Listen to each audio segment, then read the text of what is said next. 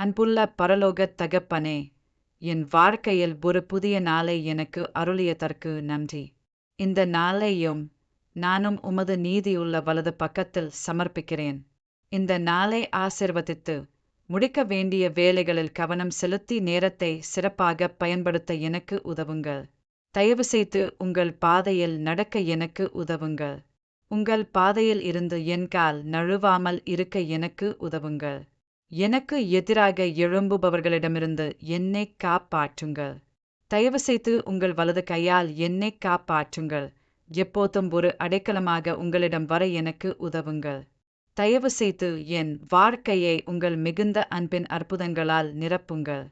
உம்முடைய கண்ணின் மணியைப் போல என்னை காத்து உம்முடைய சிறகுகளின் நிழலில் என்னை மறைத்தருளும்.